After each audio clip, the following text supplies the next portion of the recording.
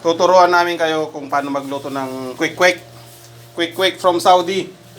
Ito. Ito. Medyo nasusunog na. Pero okay na to, luto na to. Yan. Luto na to. Una, ang ginawa namin, siyempre, nilaga muna namin yung itlog. Tapos, papaikot-ikotin natin ngayon sa ano. Yung nilagang itlog, papaikot-ikotin natin sa harina. Yan, ganyan. Kailangan iikot natin sa harina. Harina ito. Yung iba naman ang ginagamit, cornstarch. Tapos, pagka naikot-ikot na siya, lulubog na natin siya sa mixture. Yung mixture na yan, natimpla na yan kahapon pa. Kaya hindi ko na naipaliwanag kung paano yan ginawa. Kasi kahapon pa yan ginawa, nakalimutan ko na. Joke lang. Ito ay harina lang din. Tapos nilagyan ng asin, paminta, ganun.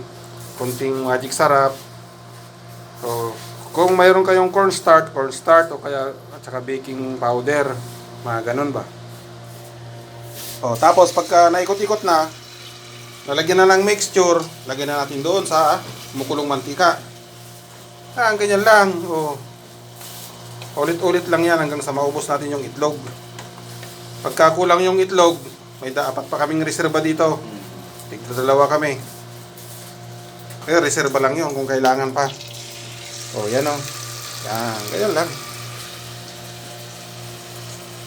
Tapos kapag ano na, sandali lang naman yan, mga 2 minuto, 3 minuto, luto na yan. Kasi palulutugin mo lang yung ano niya, yung coating niya.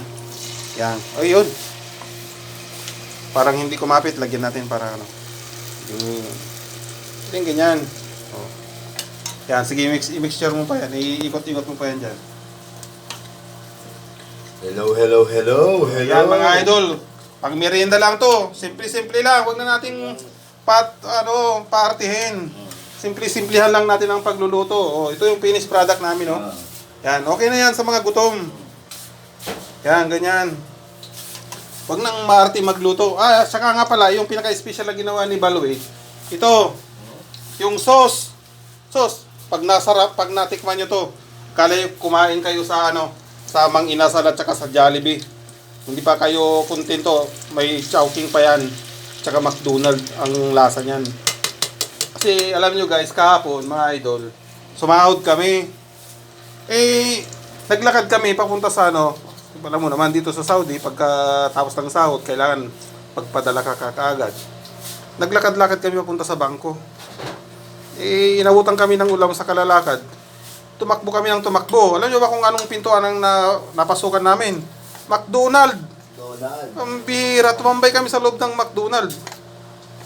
Kumain kami. Sa katatambay namin doon, nagalit yung mga nando doon, ba't daw hindi kami umu-order? Yun, napa-order tuloy kami ng burger. Tapos pumunta kami doon sa grocery, nakakita kami ng ang food coloring, ganon.